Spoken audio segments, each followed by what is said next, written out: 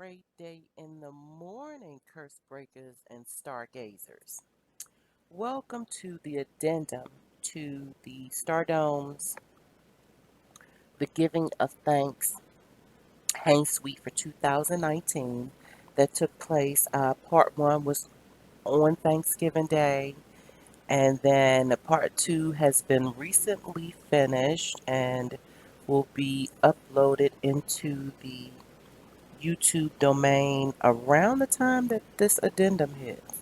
So, if you make it here, more than likely you will have hung out and had a chance to sit with the context through part one and part two. Yes, this is a reading for the intra multi generation agenda, as well as the intellectual gallery for the curse breakers, as well as the Coach Mad Hatters and the I Crimson VIPs and the MMM and PJs, which stand for Mahogany Majestic Muse and Poetic Justice. So let's just do a quick recap before we get started. At the brink of Thanksgiving Day, I had the urge to do a reading. At that time, I had no idea it was going to be a 15 card spread, nor did I know that the resolution foundation was going to come in three simple cards. Not simple as in simplistic, but simple as in neat and tidy. Neat and tidy.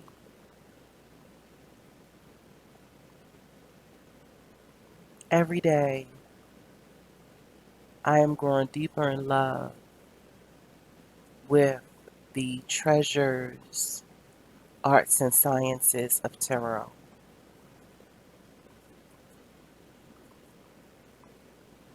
I often say our beliefs come, even though they come in all sorts of shapes, all sorts of fashions, shapes, sizes, hues, qualities, characteristics, even. They are all bound inside the power of narrative.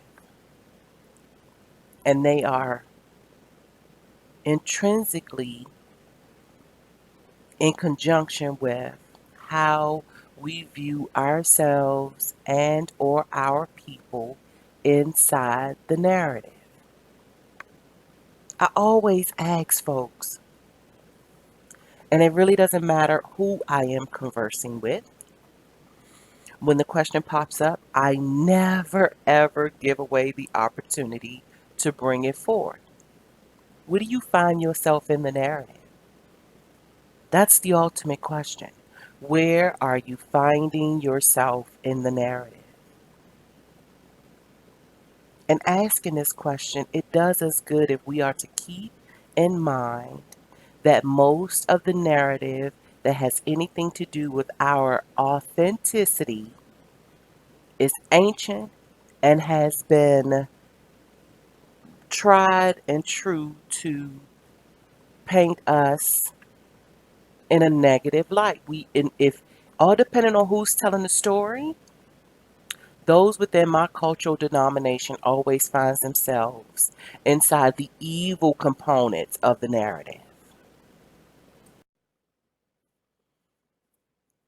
My journey into this language immersion practice, because remember, tarot is not just an intellectual treasure, it's an entire love language all on its own.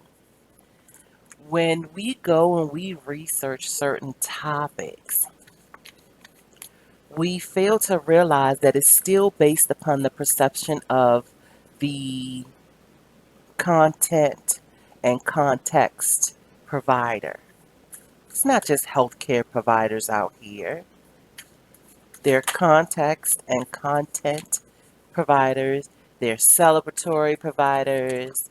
There are lecturing and academic providers. There's all sorts of service providers out there, physical and spiritual alike. When I present, especially inside the public domain, and I often say this, it always feels like every now and again inside of a recording I must disclose this because things can get really misconstrued really fast. Because most often folks feel like you are presenting to either deem them wrong or deem yourself right or whatever have you. And I often say, I don't speak in right and wrong. What I will do, though, is present to you what it is I'm learning, what I am discovering, and how it is teaching me, leading me, correcting me, expanding me, honing me, mastering me, drawing me into. Now, through these learnings and the sharing of these learnings, if in fact you identify yourself somewhere within the discovery zone, by all means, if it resonates, appreciate. That's the reason why I put them up in the public domain for your taking. Help yourself to the intricate details of my firsthand discovery zone. Often I'm asked, why don't you enable the comments? Most often it's because the way I look at YouTube, or how about this, the way that I figure right at this particular moment I am utilizing YouTube is like potluck. It's like the cornucopia at the office luncheon. I'm going to put the dish on the table. By all means, help yourself. Help yourself.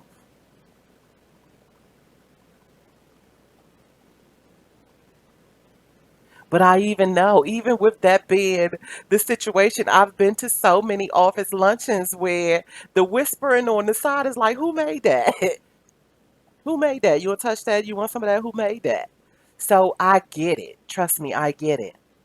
And like it is when I offer up my discoveries on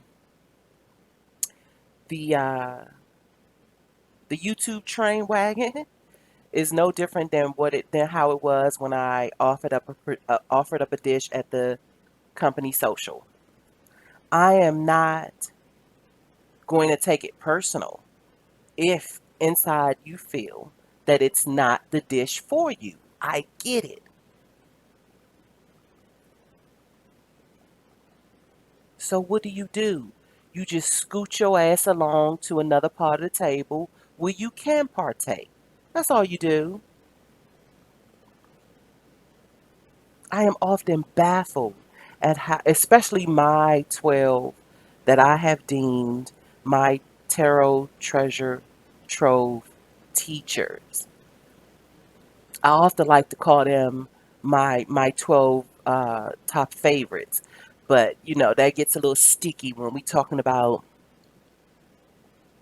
the bullshit of social politics. So, because first and foremost, they have been my teachers. I don't treat their readings like regular readings. I literally get in front of pencil and paper and treat it like a lecture. And if I find myself within it, okay, fine, I'll highlight it or put a little star beside it. But most often, I do not go before them to be entertained. And I know some of them say it's for entertainment purposes, but I really think it's more of an edutainment. Is that the edu part of entertainment? If you know, if there may be such a thing. Because remember, they say in the more finer qualities of entertainment, there are lifelong lessons embedded.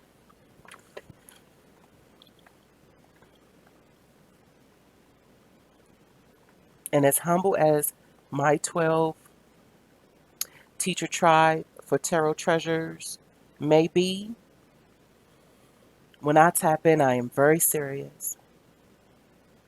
I have past notes from past readings. And so, yes, I like I say, I treat it like classes in session. Those that I really truly resonate, meaning the ones that seem to uh, highlight my life on a more rhythmic, more routine basis, they're like homeroom. Like some of their segments, I truly do save for when I am at my best energy, where I can like easily give them my undivided attention so that I can grab hold of the messages that are waiting for me. And it's been quite interesting the way these things unfold, because sometimes what it is that they are reading about or what may be resonating with me will manifest immediately or is already in route. And then there's been some situations that they have highlighted where it has taken 90 days or better to manifest. But because I take my notes and because I treat it like class, usually I am pretty good with thumbing back through my notes to give, what can I say, date and time context to it. And then also be able to um, reconcile certain answers and inquiries that I myself had put out in the domain. And me having 12, because I have appointed 12,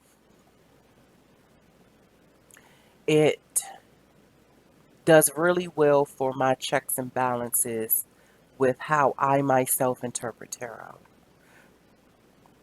Because I'm able to pull from a dynamic, a multi dynamic source. And it grew. It grew. In the beginning, I only had two. And I didn't approach it at that time. I want to say I've been watching tarot for about 24 months or so. The first 8 or 9 months of the 24 months, I did go over the threshold with it just being entertainment purposes only. And I was looking for those tarot readers to tell me exactly what was going to be going on in my life, as if there aren't millions of Capricorns in the world, let alone being able to hone it down to my Capricorn Sun, Virgo Moon, Virgo Ascending cocktail. And so I had to gather myself. Once it got to 12, like I said, my favorites, those that really seem to be in tune with telling me things about me that I already knew. That's where the trust and affirmation comes in at. Especially when they are serving inside of the position to help me unlock certain mysteries that I feel only pertain to me.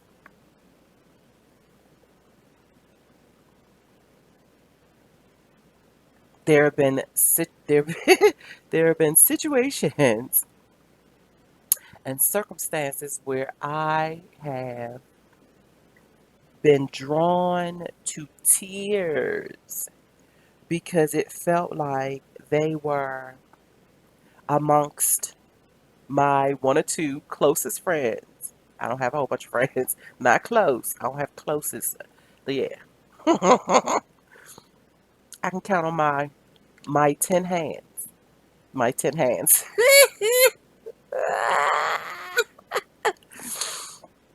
I can count on my 10 fingers how many are truly, truly close to the point where I would not shuck and jive them. They could have my raw truth. And even if they did judge it, I trust their judgments. And this includes my 3 children and my baby sister. So, yeah, I don't have a lot of quote unquote friends, but I do have a close knit circle that when it get down to the get down, that they are trustworthy in my book with giving me the proper feedback. Is it always good and nice? No. But I never feel slighted. I never feel slighted by their judgment as if they're speaking to hurt me versus they literally care about this, maybe stumped about this as well. And so yeah, because most often when that type of exchange ensue, it's we need to figure this out and we'll master this together, or you may be stumped and so am I, so we're in the same boat. Like they find the camaraderie inside the challenge, which just boosts the power all in itself. Tarot is beginning to be a constant companion for me. And I am just like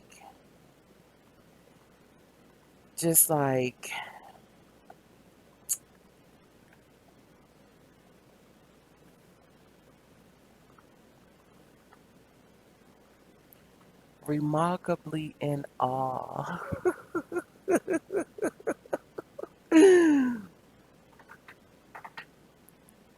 Remarkably in awe. And as I had to make mention in a conversation I had a few days ago, tarot is not to go finding out if old boy love you. I mean, and that's not to say that it can't be utilized in that manner.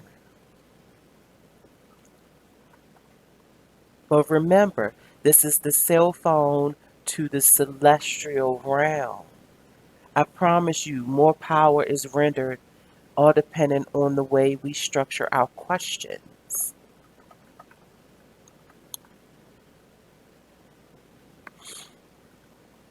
With that being said, I have been toggling around what it is that the giving of thanks could ultimately be about. And I say ultimately because I want the understanding to stand firm that it's not either or. So, us leveling up our thanks does not mean somehow we're going to forget about the more traditional things that we are taught to be thankful about. Because the way that it stands right here and right now, my connections into the unseen realm, I am forever grateful for. And it took me a goat mountain climbing feat to get to where I am right now inside of my language immersion practices. Tarot truly is a love language for me now. And it's unlocking certain answers that I would not have received if I was just relying on the YouTube summits. Just relying on them alone. Meaning that they may be the awesome tour guides as well as the guiding light through the threshold, through your novice phases and cycles. They are wonderful. But at some point, especially if you want to speak the language, you must hold the cards in your own hand. There is a quality of energy that I really can't put in the words. It truly transcends this physical space at the relationship that begins to nurture and incubate when you shuffle your own deck and put out your own exclusive, unique intentions.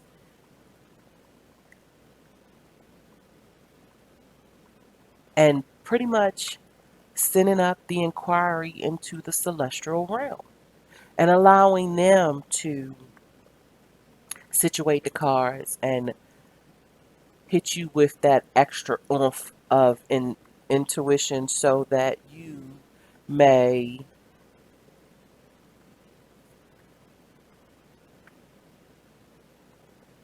interpret on a level that is exclusively you.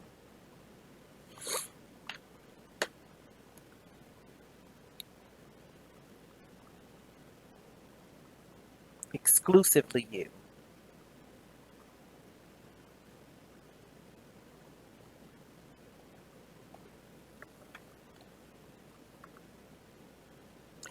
So before we get into the addendum, as I had just said before I started rambling, we are going to recap the the core spread of the Hang Suite. And then we're going to move on into the um, the 6 cards that was pulled for the addendum, and then we're going to tie it all in together with some closing remarks as well as some updates. Let me see, some updates regarding Pandora's Box briefings, which will be held on Wednesdays from 12 p.m. to 2 p.m. The sessions will be recorded, so sessions will be recorded, but enrollment is required. It's complimentary enrollment, but because we are inside of the Stardome under the curse breaking elementals, I have to allow some of this intelligence to uh, remain protected. And so that those who are contributing may maintain certain safe spaces when they share bits and pieces of their self-based coaching, the drivers of their unique creativity and things of that nature. So we're going to go into a quick intermission so that I may refresh my drink, gather my thoughts, and then lean on into this. So stay tuned. Okay, we are back. And so I'm just shuffling up a little bit just to allow the cards to charge just a little bit, even though I already have both spreads before me, the main spread as well as the addendum. But you just never know. You just never know what's going to come out, I've noticed. So, here's the deal.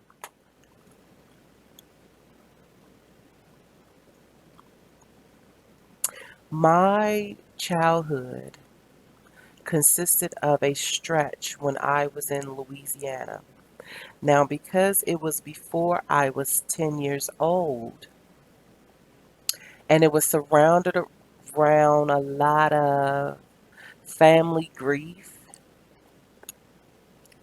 between Shreveport and New Orleans, I constantly felt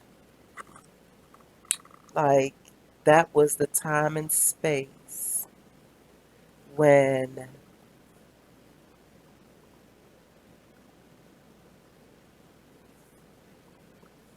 this so-called black curse began to hover over my existence. And from about age 17 till maybe about a year ago, I stood firm on that.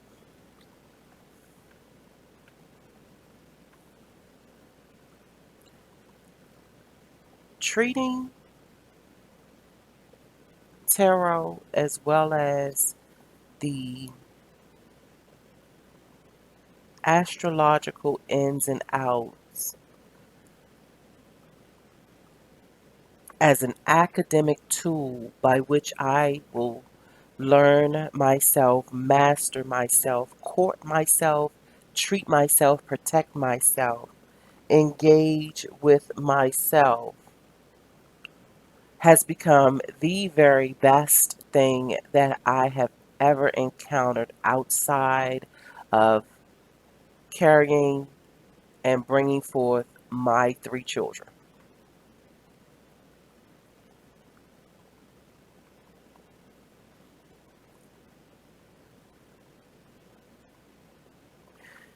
Because I often say that if you pay a little bit deeper attention to the humans that you bring into this reality, they really do uh, serve as your teacher.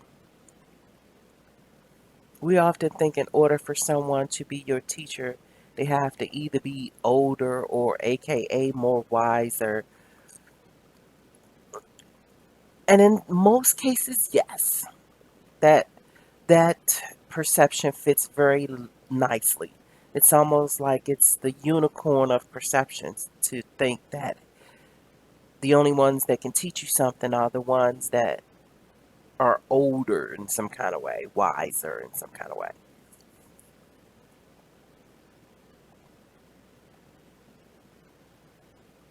Hanging out with Divinely Feminine Tarot as well as Unconditional Healing Tarot, I am more and more convinced that the Fool has something to teach just as the Magician, just as the Emperor and the Empress, just as the High Priestess and the. Okay, so I don't know which one is the equivalent to. I'm still learning, remember. We're on this novice road, but I was on a go, wasn't I? So I'm getting there. I am learning some things. The equivalent. So,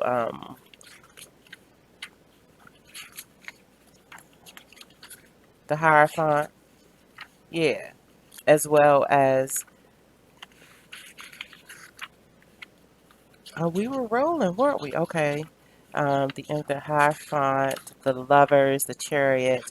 So, like, yeah, the Hermit inside um, the major arcanas.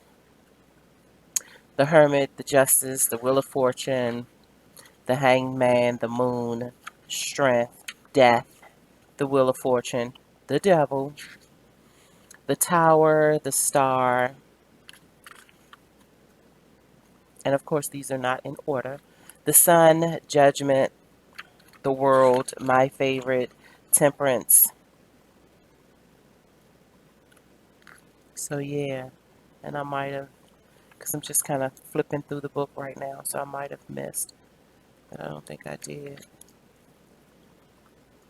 All of these energies will meet and greet the human being so that it can come out and play, as well as it can dive into those psychiatric,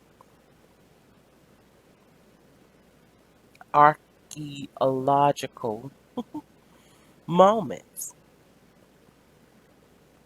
We think that to go into the tomb on the physical plane is the only adventure there is. Are you serious? Like, there are so many nooks and crannies inside the wild unknown waiting to be discovered. We're called human beings for a reason.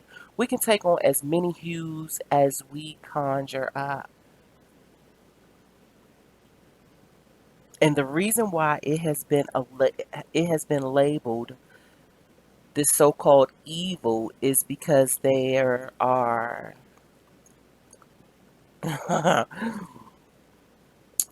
okay, so I don't want to be facetious, but there are other humans that can't necessarily tap into where it will be readily available. And so, because of that, it didn't turn out too well for them having them deem it evil.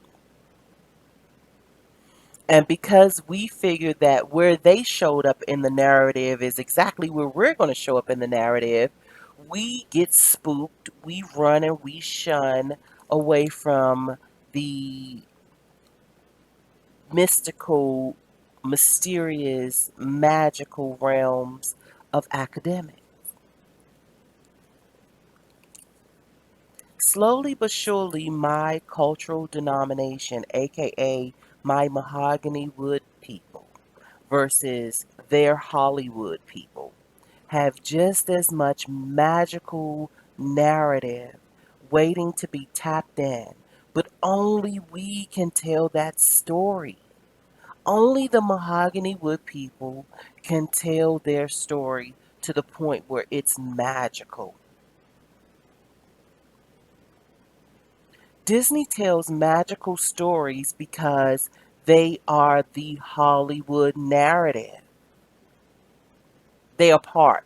They are they are existentially the members of the Hollywood narrative. The powerful essence of or within the Hollywood narrative. And we can't get upset with Hollywood telling a lopsided ass story when it comes to the mahogany wood because it's not up to them. It's not up to them. The magic within the Hollywood narrative stays at a golden spruce level and quality because the members that rightfully belong to that magic tell their fucking stories. There is no right and wrong. So we can't rely on them to we cannot rely on on Hollywood to depict mahogany wood in a more magical light. It's not their fucking job and it's not their birthright. Mahogany wood people have to truly step into the realization that they also too have magic. And in most cases, it has been deemed evil because those that are telling the story have tried to yield it and yielded it improperly. And so, yeah, as I said before, it didn't turn out too well for them.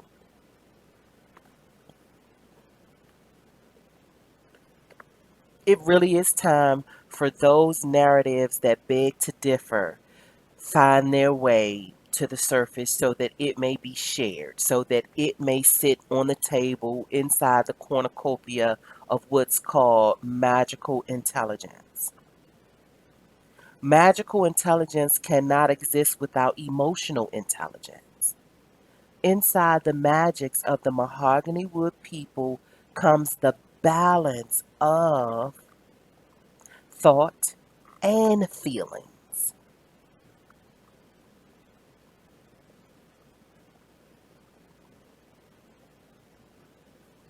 Historically,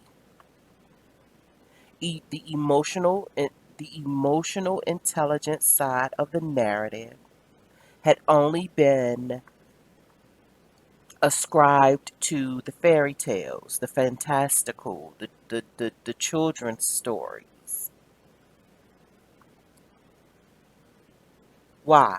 Because for so long it was only the dominant male writing the script. He was the only one who was in charge of narrative. I don't know what brainiac decided that was going to be the goddamn. Listen, I am not, and I mean it. This is a promise I made to myself.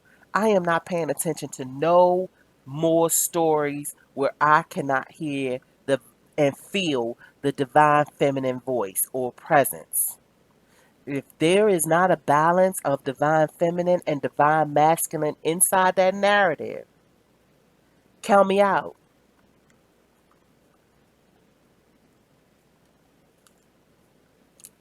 Yeah, count me out. Gonna have to count me out.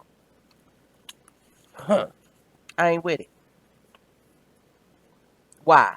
Because I have yet to find another example in this entire spectrum of reality where it did not take the combination, the divine blend of masculine and feminine to produce life.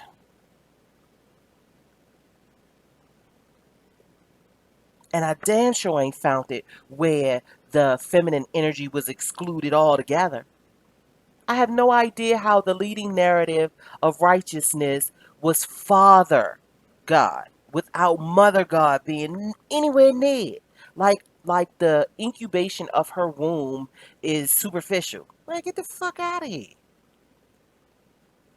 And we gotta stop teaching our babies this language of lopsided ass narrative.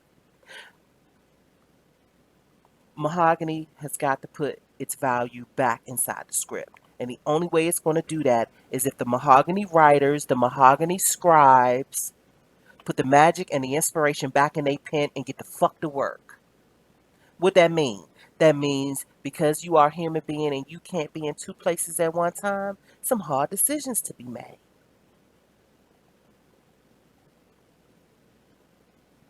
The giving of thanks is being transmuted. Yes, we are starting out with a Ten of Swords energy.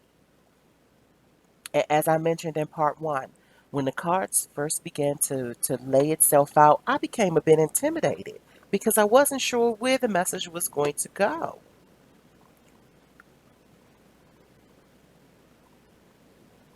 I wasn't sure where it was going to go.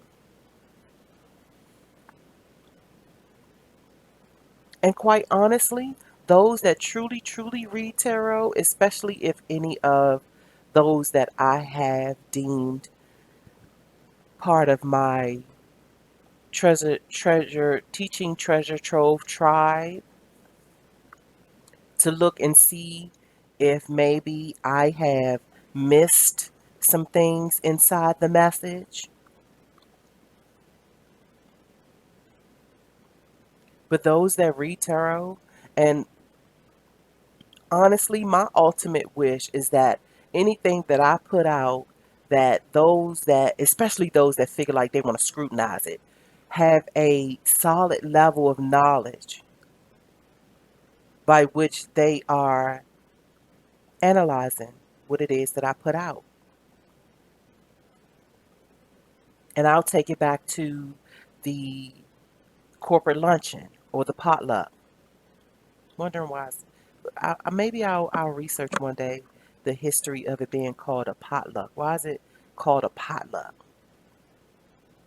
So the way this works is that if someone else walks up to the table and they also deem themselves a magician in the kitchen, and they know what it is to prepare good food with one's whole heart and with natural and loving intentions. Those type of folks, I don't mind them scrutinizing my dish. They can scrutinize my dish and I will take notes. Why? Because I know that the integrity levels and the serendipitous intent is aligning.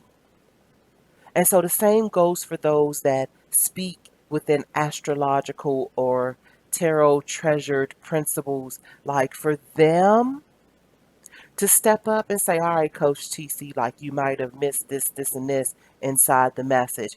This card, in conjunction with this card, could bring forth this type of woo, woo, woo, woo, woo. And so I'm cool with that. I'm so cool with that, it makes my heart sing. But bottom line is, we are at the point where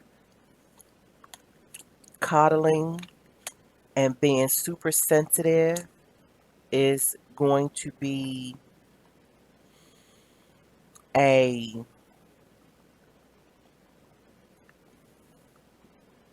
delicacy. And I know most of the time when folks that don't truly know me, when they hear my voice, my tone of voice, most often they will not take kindly to it.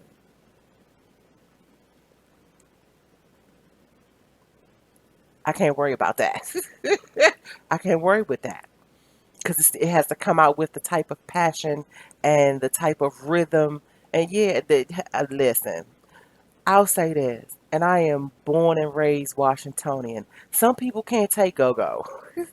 For real. Like it rattles their cage. Like the bombastic is just way too much for them. We get it. So not for you. This not for you. Some things will only be for its own kind. Hence the rambling. Yeah, because I get the rambling. And yeah. So that's only an endearment of the Coach Mad Hatters. Only those that identify as a Mad Hatter understands the rambling.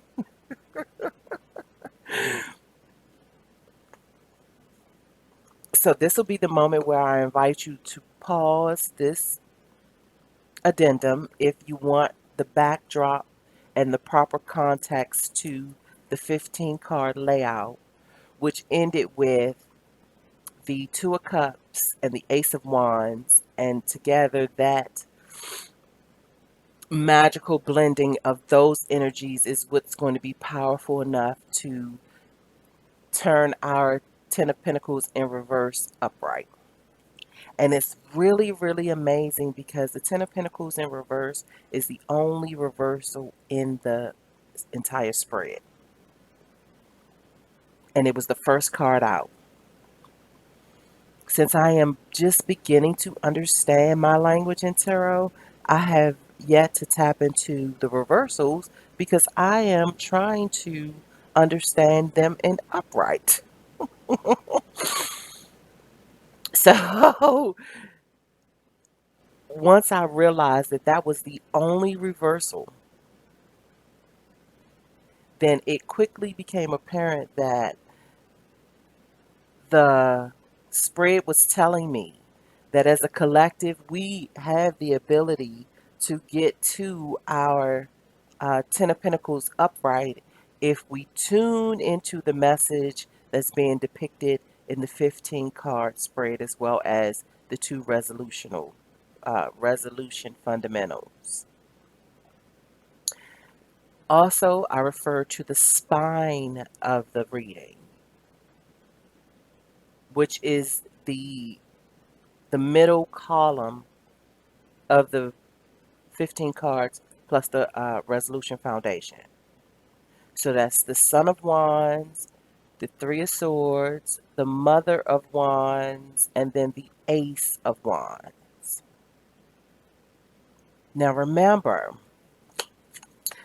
if you will, throughout parts 1 and 2 of the Hang Suite, I kept referring to the Three of Swords as the Three of Wands. And now I'm wondering, did I just do it just a second ago too?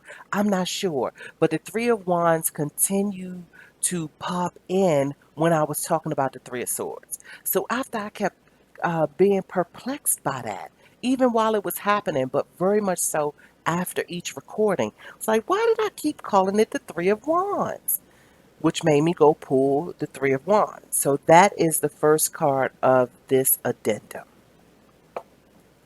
which it gave me the notion that as we are in the mix of transmuting our Ten of Wands in reverse into an upright position, we would do good to replace the center of this energy, this Three of Swords energy, with the Three of Wands energy, which is found on page 48 and 49 of the guidebook, and it reads this. Three of Wands, envisioning the future. And just a side note, real quick, I just want to say that when I did actually pull it out and start reading it, I hollered because I was like, whoa, like, oh, okay. So, the Three of Wands indicates you've had continued support from others, perhaps from your parents and two good friends. With their help, you formed a sense of self, of with their help, you formed a sense of self, of your values and morals. But now it's time to rely on yourself for guidance. Clarify your goals and cast others' needs and opinions aside. The future is infinite and it is yours. No one else can see through its layers of light and shadow. This affirmed so much that is dancing around inside the corridors of my head and heart that I couldn't contain the holler. Like, I literally boisterously hollered. Like, whoa. Because it tied into the affirmation of learning tarot for myself so that I can be in these firsthand conversations with the celestial. It also tied into this major ordeal that I got going down, and I have all sorts of notes pertaining to this, but this timeline between what I'm calling the divine trifecta of Jupiter, Saturn, and Pluto being in Capricorn, in and out, ebbing and flowing over the last 12 years, that has had me anchored in all sorts of magical reflections. Some reflections a bit intimidating, but I begin to equate it with Joseph Campbell's uh, the steps of Joseph Campbell's hero's journey.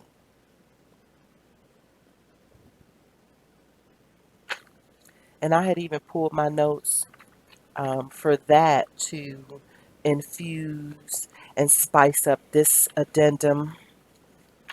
So now that I'm thinking about it, let me just get a hold of that so that I can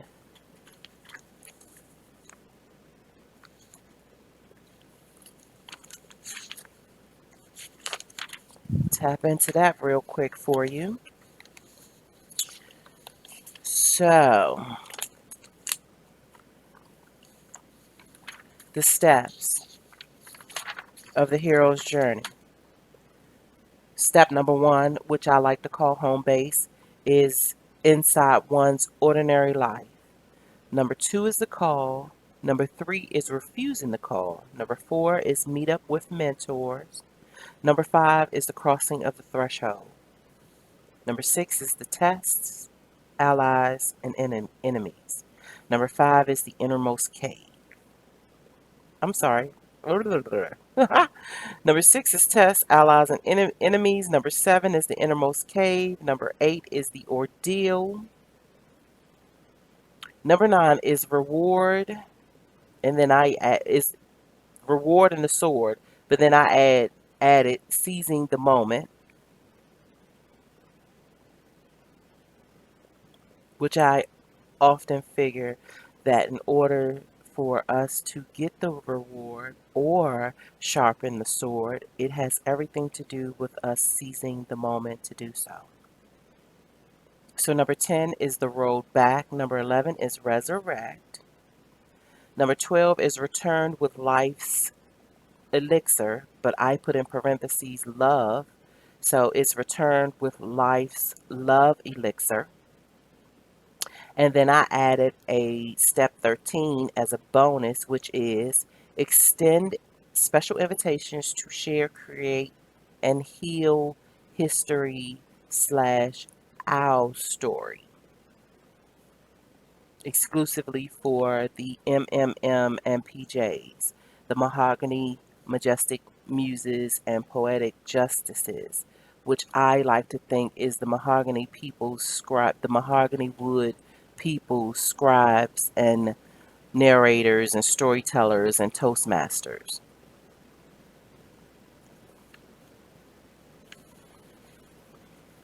I often say that Hollywood done a thing, especially Disney, because I'm in love with Disney. Not necessarily as him as a person, because he was a European focused man of a time when it was cool to hate those that look like me. So I don't really focus on him as a person, but I do focus on him as a conduit of celestial creativity. I do look at him as a director of sacred censored scholarship, like a Disney Imagineer. Now they didn't start off calling him that, but one who could tap into the imagination for the sake of infusing story, for the sake of enriching the powers of story. Knowing that story is an ancient tool of not only divination and proclamation and declaration, as well as the preservation of lineage. It is very important for the generations that be find themselves in the narration of thee.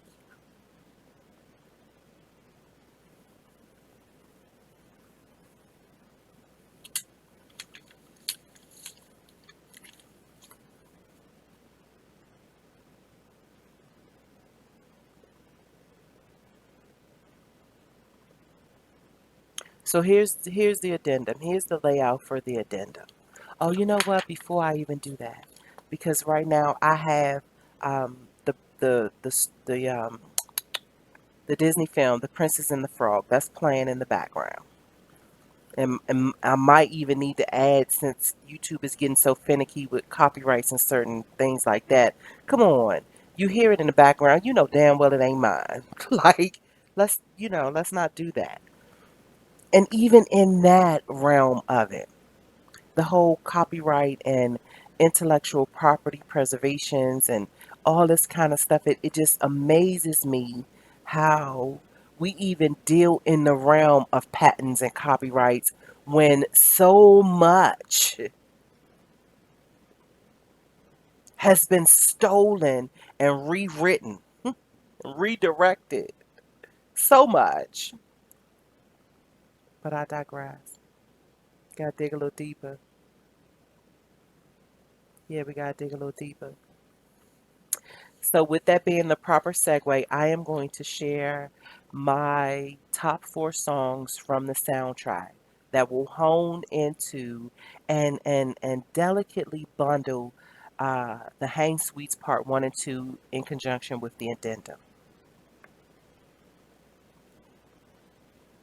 With the cherry on top being the misconceptions around tarot, voodoo, astrology, and the list goes on and on and on. The mysteries of metaphysical,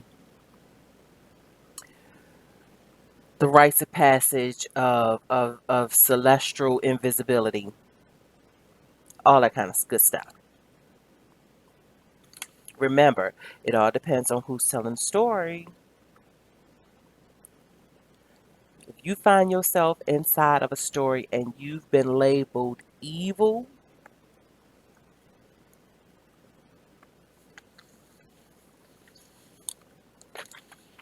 I'm just going to leave it there. So, the first song that is my number one off the soundtrack is Never Knew I Needed by Neo. I love Neo. Shout out to Neo. That's my baby. As well as the track Almost There by Anika Nani Rose. Shout out to Anika Rose. As well as the one that's playing in the background right now, Dig a Little Deeper. I always want to say that it's by Mama Odie, but it is actually sang by Jennifer Lewis. And then the last song in this special series of Songversation is This Is Gonna Be Good.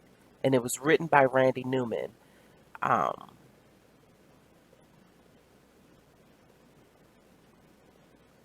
I can't remember right now who and when it was sang inside the film, my mind is like, getting ready to go down that rabbit hole. Okay, so let me pull it in. We got to reel it in. You got to dig a little deeper. Yes, honey. Okay, so I'm going to keep it moving before I get to shaking a leg. And that's going to be it for this segment. Um, so here's the card layout. And we're going to do as we did in parts 1 and 2 and allow the summaries from out of the guidebook to stand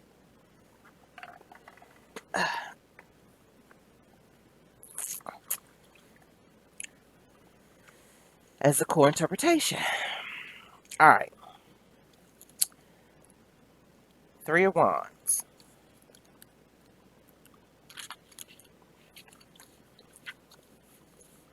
Page 48 and 49. 3 of Wands, envisioning the future. So, got to keep situated with that. Envisioning the future. Envisioning the future.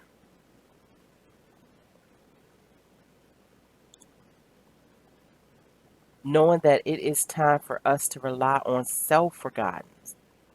We really do have to make this shift, this paradigm shift that allows us to be more devoted to that which is spoken in our inner ears versus all the chatter that's going on outside the ear. So I'm not sure if I read the entire summary just a moment ago, so I'm going to go ahead on and read the whole thing. The 3 of Wands indicates you've had continued support from others, perhaps from your parents or 2 good friends. With their help, you've formed a sense of self, of your values and morals. But now it's time to rely on yourself for guidance. Clarify your goals and cast others' needs and opinions aside. The future is infinite, and it is yours. No one else can see through its layers of light and shadow. So yeah, I did read all of it because I remember, just as it did back then, that it just now has taken me to understanding the true understanding that no one else can see through its layers of light and shadow but you when it is pertaining to you. The evolution comes when we are able to share that which we know firsthand, in the likelihood that it will resonate with others that are also experiencing and analyzing and processing and transmuting into personal power.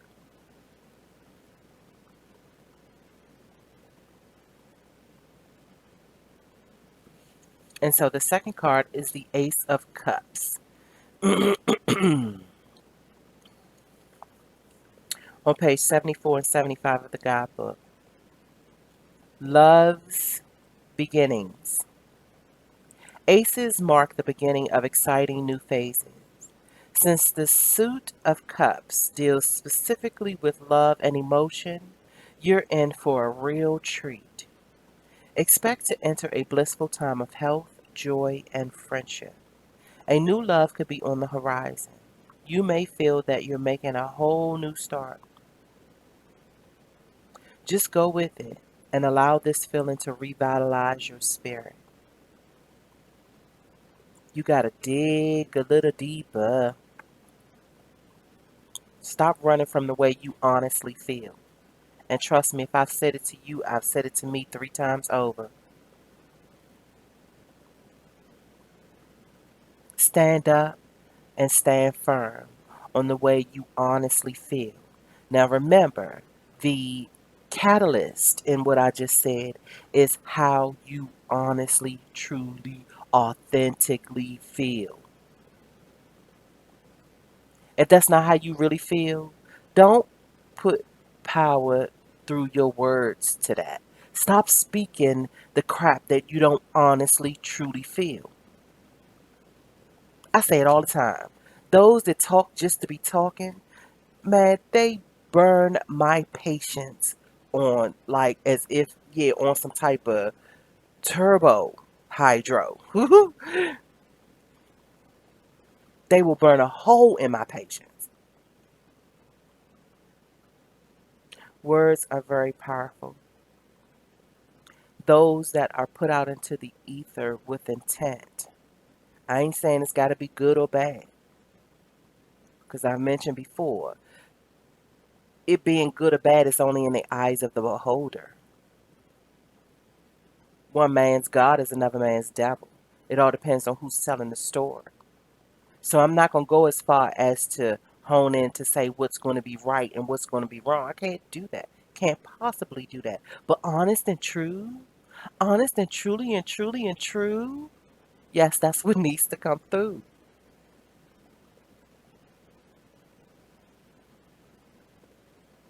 You may feel that you are making a whole new start.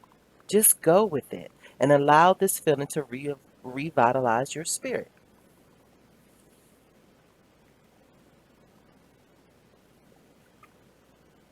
Now, the next card is one of my most favorite in the deck, and it is the Magician.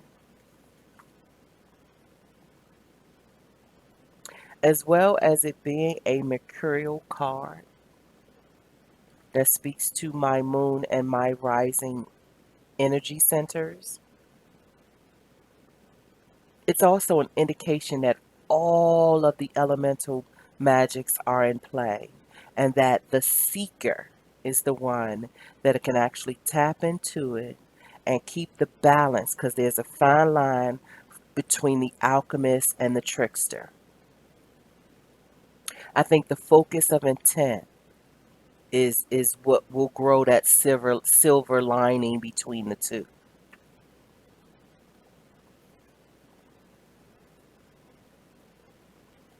The Magician, page 166 and 167 of the guidebook. Self-empowerment, action.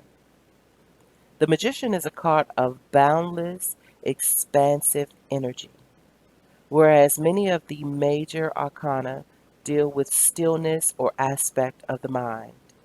This card is all about action, action, action. It's time to see yourself as the wildcat. Embrace his speed, grace, and abilities. Don't be afraid to begin. You have the power of all four elements within your reach. Now is the time to use them. I often say that the serendipitous intention of mastering oneself and romancing one's muses is what will keep the balance between the alchemist and the trickster. Because it is a power that's going to knock your socks off once you begin to connect the dots of how you were. Your intentions was the powerful catalyst that rearranged or shift up or spruced up certain situations and circumstances.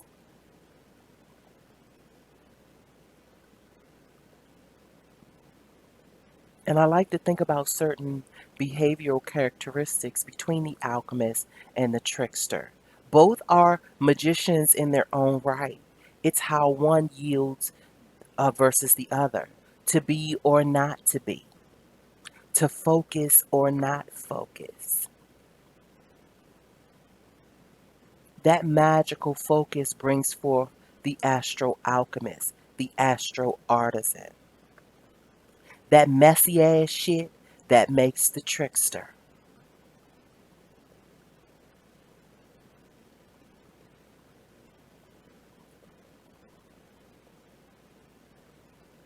Because even the wildcat has discipline. It doesn't shun itself from being a wildcat. And it doesn't allow anyone's judgments to make it feel bad for being a wildcat. It just knows that it does have the power to scratch your fucking eyes out. So it's going to chill. It's going to chill and take stock in its power.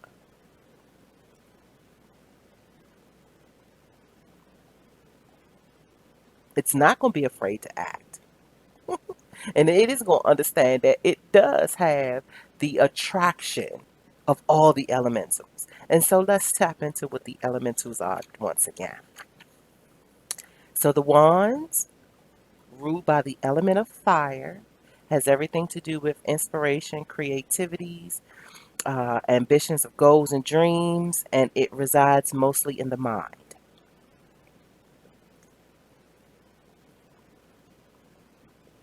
The cups, it is ruled by the water elemental. Oh, let me also say, well, within your research, you'll be able to astrologically uh, link to what the fire signs are. So the fire signs, uh, oh my gosh, let me slow down. Leo, Aries, Leo, Sagittarius. Those are the fire. Those are the fire signs, elementals associated with the wands. Okay, so the cups in association with the elementals of water, which is, and I always want to do this backwards. I have no idea why my mind thinks that way. Um, but it is, oh my gosh, I know it's Pisces and Cancer. What's my other one? What do I want to say? It's not a Gemini. Gemini water sign. Gemini not water sign. Hold on. I gotta pull out my. Was trying to do it without pulling out my notes. But we gotta get this. Gotta keep this straight, just so we clear. Just so we clear. No, Gemini's an air. Hold on. Cancer. Scorpio. Oh my gosh. How could I not remember my Scorpio? Okay. So, so, um, yeah, Cancer, Scorpio, Pisces. Incredible. And so that deals mainly with the emotion. And so we would do good to understand that love and romance are well, how about this? Um, Affection, adornment, endearment can withstand within the cups. But love is not always romance, or romance is not always love. Speaking of love, I know I'm rambling, but just bear with me. So, speaking about love, when considering love, because I love my mama, and it's not the way it is, when I love my beau. I love my boys, you know, and when I say my boys, I'm talking about my crew of masculine energy that I ain't romped around with, that have no romantic ties whatsoever. Me and Terry was talking about this the other day when I say that so many would refute it when I say that this my brother so and so, and they always want to like conjure up this ignorance where if he ain't your blood brother, you can still woo woo woo woo woo woo. And I'm like, get the fuck out of here. Like he literally is the spirit of my sibling. Like that's just the way we rock with each other. Our chemistry has already dictated what it's going to be. I have no romantic instinctual energy surrounding this acquaintance in no shape, form, or fashion. Like he seriously is my brother from another mother or another father with no blood attached. But if you really think about it, I think the whole, regardless of skin color, the whole channeling of blood connects just the human string from here to there, from the rooter to the tutor.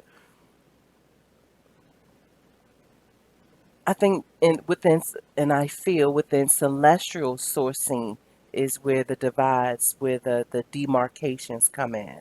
But the entire human bloodline links at some point. At some point.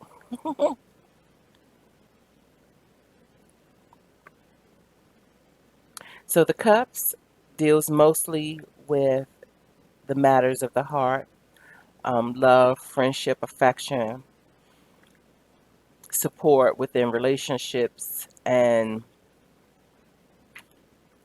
invisible connectivity. The swords is ruled by the air element. Aquarius, Gemini, and oh, I did it again. Aquarius, Gemini, and Libra.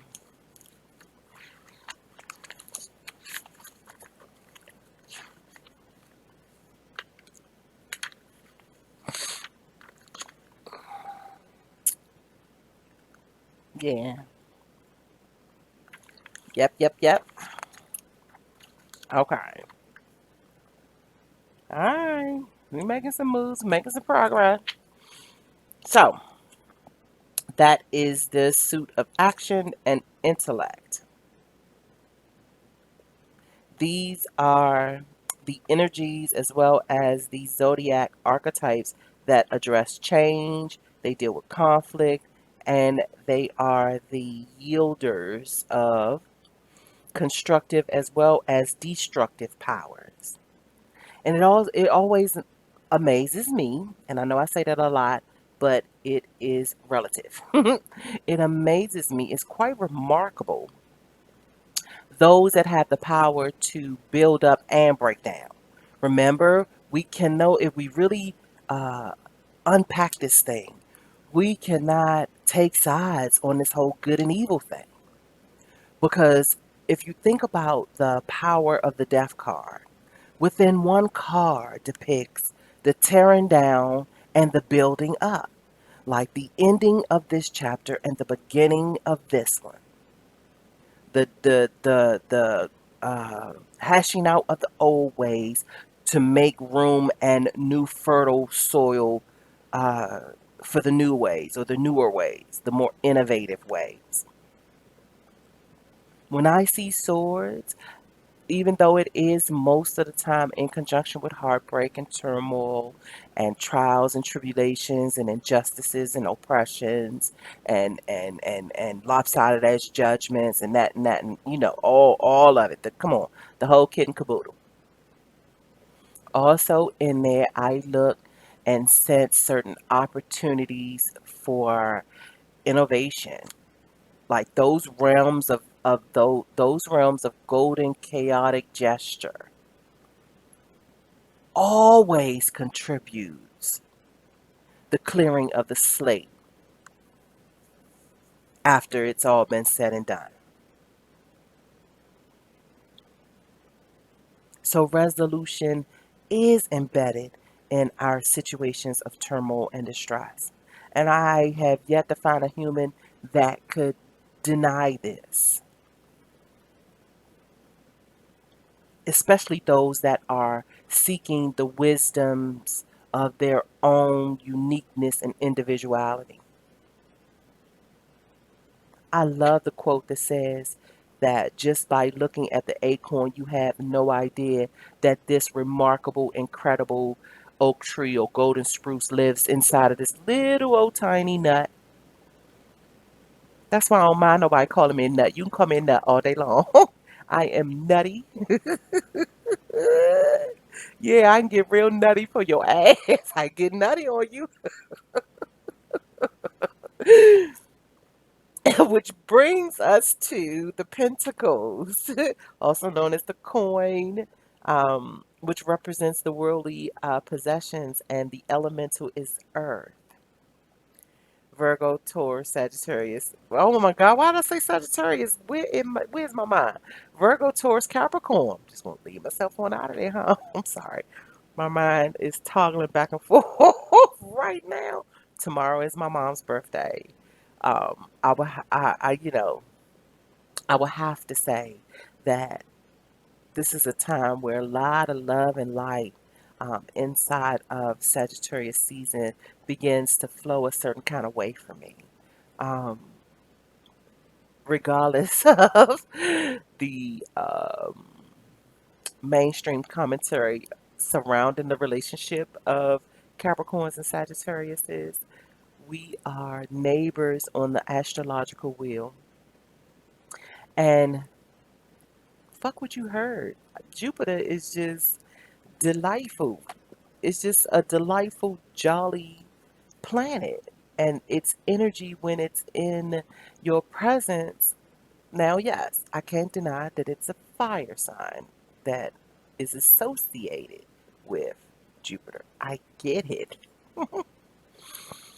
But I really do think that that really has a lot to do with the individual themselves. But the overall claiming energy with Jupiter has a lot to do with the gifts and the trinkets and the treasures of life. So I had to clear that up. Anywho, so the Pentacles, the more harder, groundly rooted energies, has everything to do with the physical possessions of this realm, all the stuff that will be required for you to leave here when you transcend.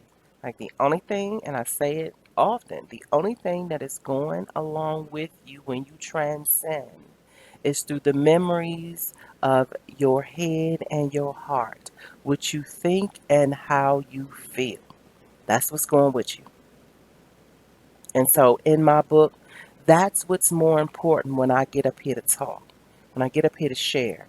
I share what it is that I'm finding out with regards to what I think and how I feel.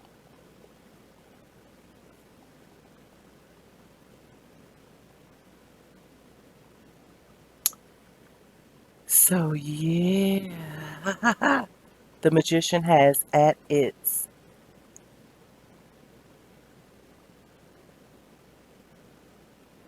I hate to say beck and call, but that's the only thing that's coming to me right now. Inside the customized utilization of the magician, the intent to be majestic keeps the energy from transmuting into trickster, which takes us to the next card, which is the star card.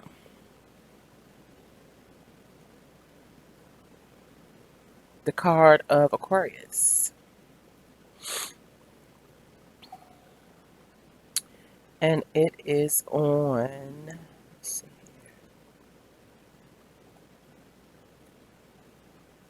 where are we?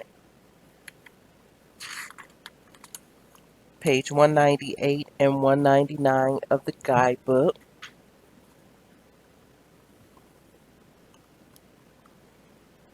Hope, peace of mind. Hope and peace of mind.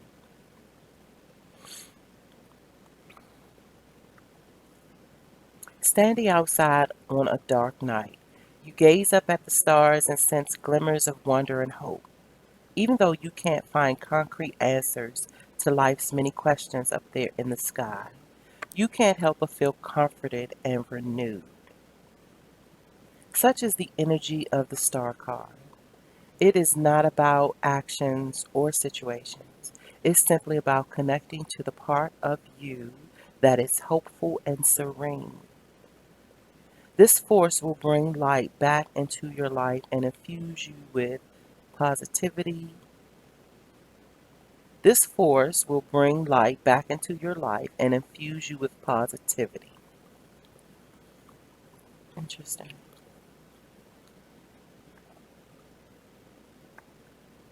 Very, very interesting. I almost want to just leave it there.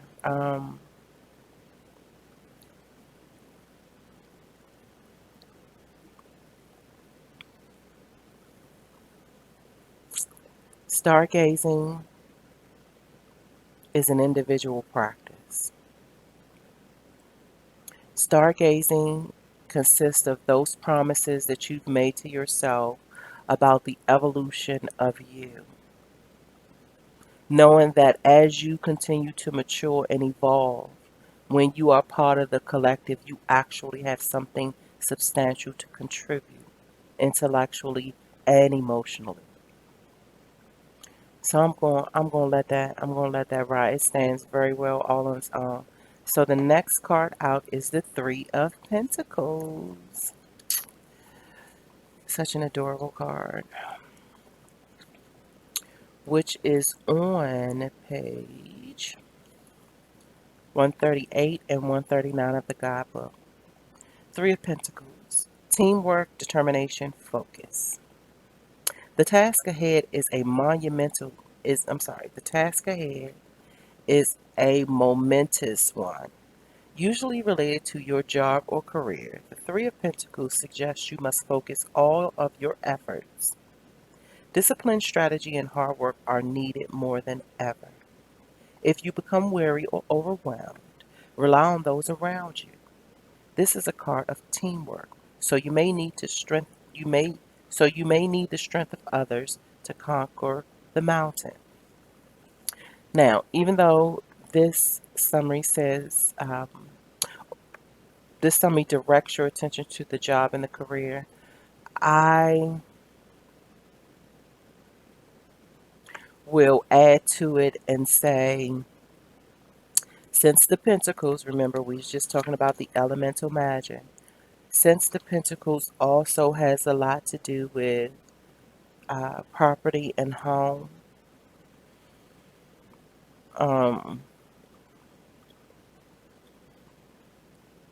I will say,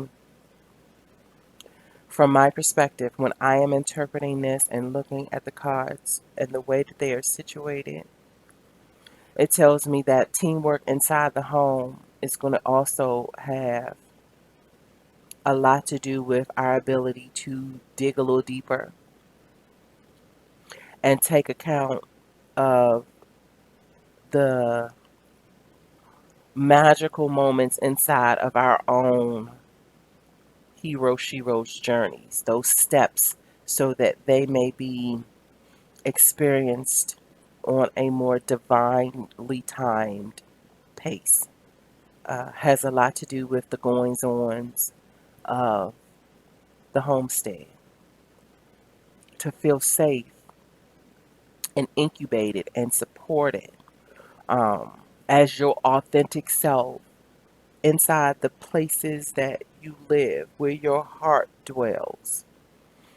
Remember, home is where the heart is. So, inside those places by where your heart dwells, when you are able to be your most authentic self, knowing that there is not an energy inside the dwelling, physical or otherwise, that's in opposition to who you truly are, that's when you can allow your heart to run free within those spaces, aka safe spaces.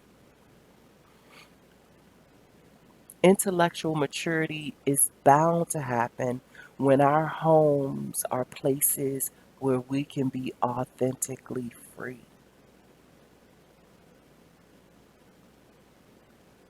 The monumentous, the momentous, but I still think it's monumental, but the momentous tasks that we have to deal with on a daily basis as just regular old human beings.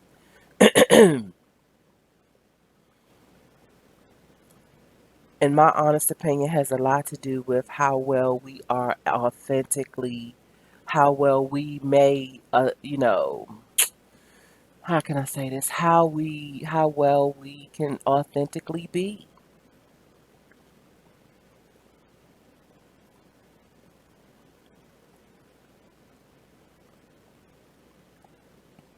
Those that you are allowed to be yourself around are those the ones that I am suggesting you spend more time with. If you know that around these folks, not only are you allowed to be your authentic self, but they too are being their authentic self, those are the moments that you really truly ought to be trusting. They are trustworthy moments for you to begin to stake your evolution upon. And I also think teamwork is not necessarily exclusively subjected to the workplace. Teamwork in the home is an immaculate ordeal. It is something that will bless your heart upon contact.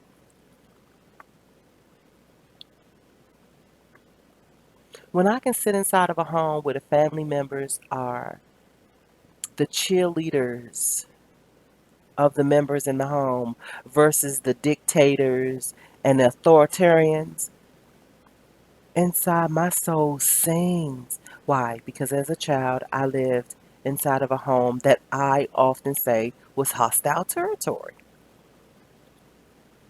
And I don't care what kid you find on the planet, they will prefer to be put in bed by bed stories than somebody cussing, it's time for you to get your ass in the bed. Like, come on. Let's be real with this shit from now on. Get clear about the type of home your energy is portraying. Everybody loved judging me about the absence of where I was when my children was growing up. And nobody took stock in me saying, I do not want to be the grim reaper of their emotionality. I had to deal with me.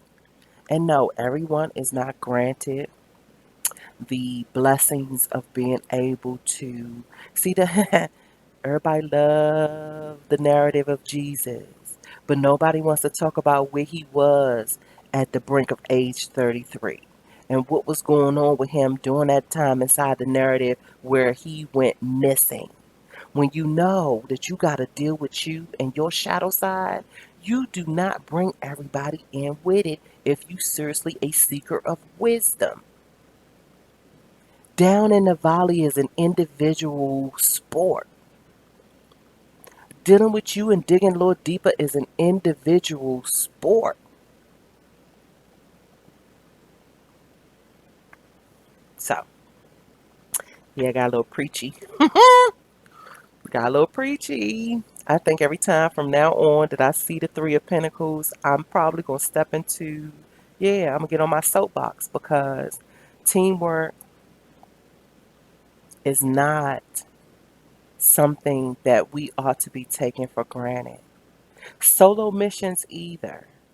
But I often think solo missions, they are a given.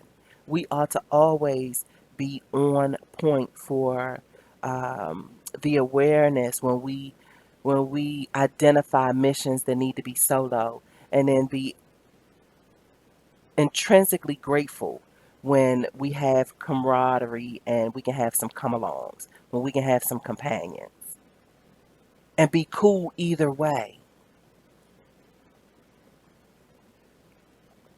So the last card out is Justice. And that is part of the major arcana.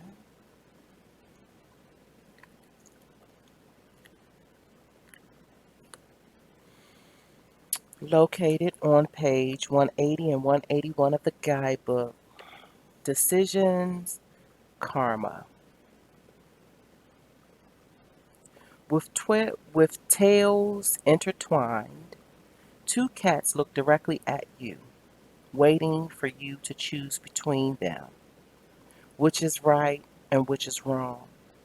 The Justice card implies a weight or heaviness surrounding a choice you have to make. Now is not the time to shun the concept of divine balance or karma. All of your choices affect your life, and sometimes the lives of those around you, both now and in the future.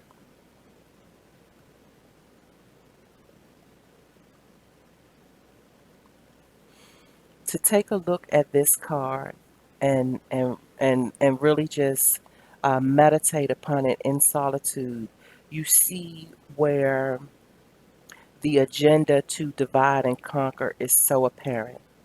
And even though in the summary um, here, um, as it mentions karma, it's talking about choices of the individual. But I like to kick it up a notch or two, seeing as that we are talking about the majestic, uh, magical realms of the mahogany wood people, to bring a sense of collectivity around how we maneuver in this dimension as a cultural denomination.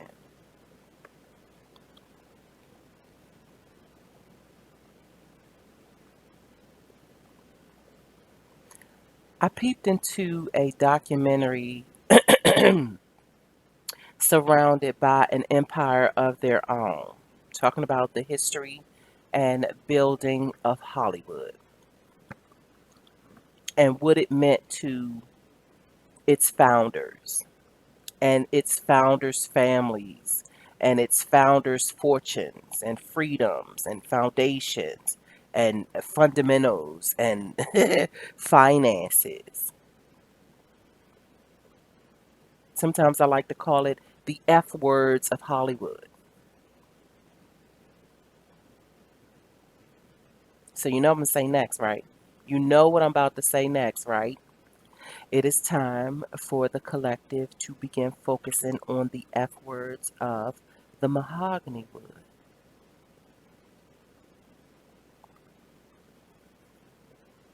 And I no longer say karma is a bitch. I like to now look at her as Auntie Karma.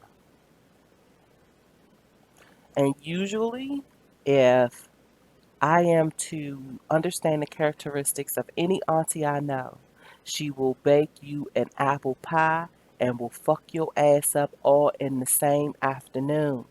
And it doesn't have to come in any particular order.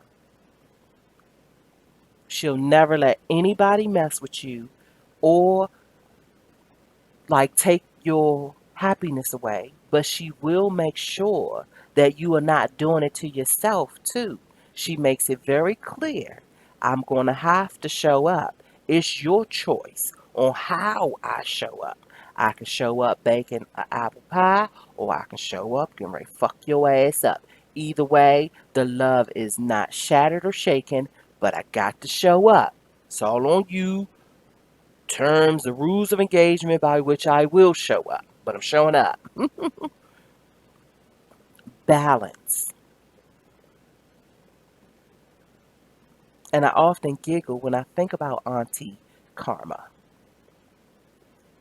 and how she travels on the chariot with Temperance as her constant companion, with easy access to all the elementals. And she's really concerned with whether your decisions is going to ultimately transmute you into the alchemist or the trickster. She's very concerned about that right there.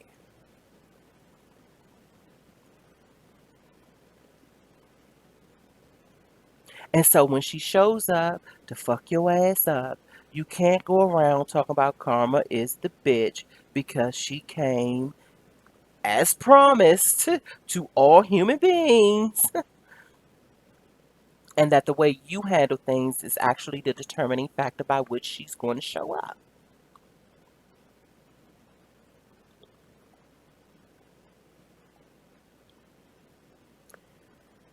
So,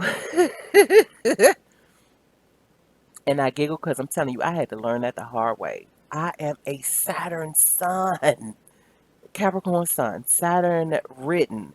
Karma was coming to fuck my ass up all the time.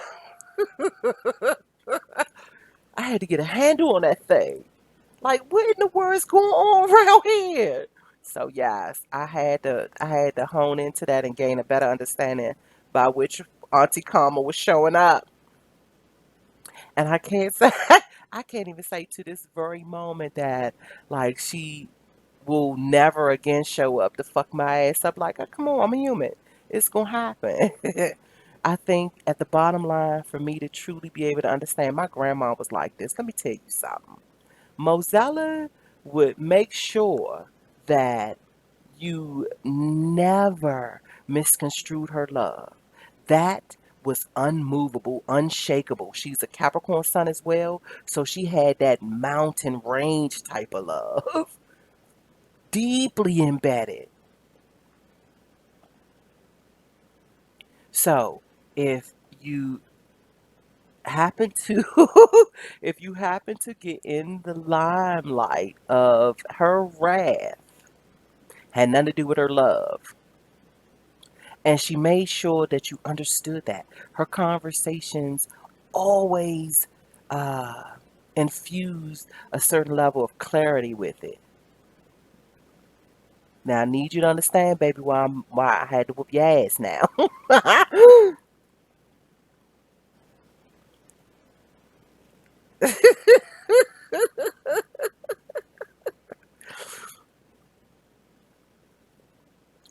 And with that note, I'm going to end it. Let's say happy birthday to my birth mother, Vanetta Ann, as well as um, the upcoming blending of Capricorn, Sagittarius, and Capricorn season. Um, yeah, so I'm going to leave it there before I get to doing all these birthday shout outs and all that other kind of stuff. Happy birthday to my nephew, Dude, and my little teeny nephew, Alex, um, and my twin brothers. My best friend Terry, yeah, it's Sagittarius season for real. So yeah, so I hope everyone will uh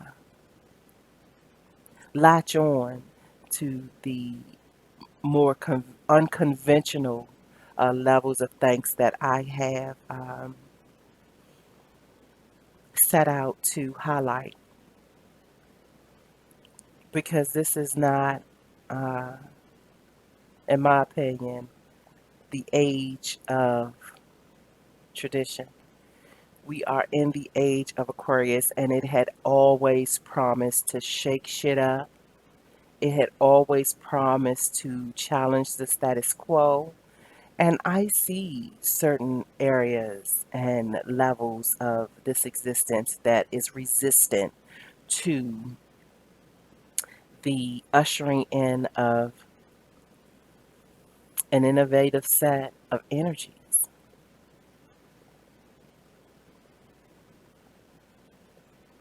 And so I'll close with this. The sentiment is to bend like bamboo. Got to be flexible like bamboo. You have to be able to condition your mind to ebb and float in and out of this thing that we like to call right and wrong, good and evil.